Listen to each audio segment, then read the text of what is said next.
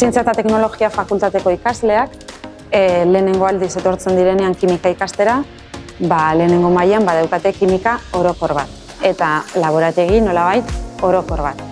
Ni etorkizuna kimikan munduan ikusten dut eta graduan zier laborategira etorkiak egizan den lagun bitzen dozta, ze praktika desberdinak itondo, material desberdinak erabiltzen dugu, eta gero kimikan ader desberdinak ikutzen ibiltzen daz, eta horri esker kimikan arlo desberdinak ezagutun dugu, eta laborategian laniteko modu desberdinak bai. La cantidad de prácticas es bastante superior a la que yo me esperaba porque al final, claro, sí te dicen, ¿no?, que vas a hacer prácticas, pero siempre luego hablas con la gente que conoces que está en la universidad y te dicen primero casi no se hacen, tal, y son muchas más de las que yo me esperaba.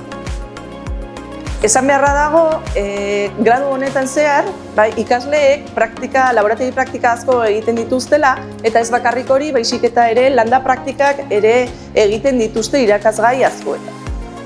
Zaudenean klasean, ikusten dituzu diapositiba batzuk, argazki batzuk, baina zaudenean praktiketan alduzu manipulatu materiala edo...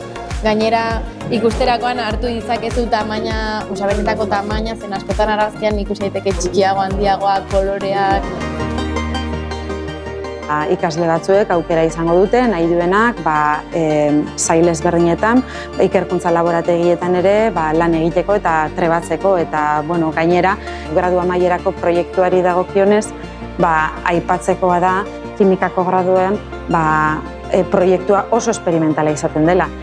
Si te quieres dedicar a algo de investigación, es una manera bastante efectiva de ver un poco cómo se trabaja en un laboratorio y qué tipo de cosas se tienen que hacer. Yo personalmente considero que nos son muy útiles estas prácticas. Enseñan cómo funciona un laboratorio, cómo funciona la recolecta de muestras, cómo se manipulan las muestras.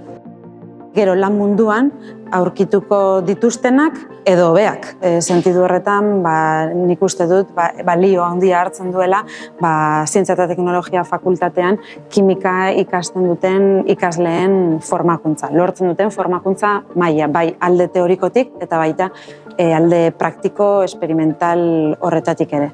Sí, y además es muy importante porque una vez se termina la carrera y buscamos salidas profesionales, estas destrezas son lo que usaremos en nuestro día a día.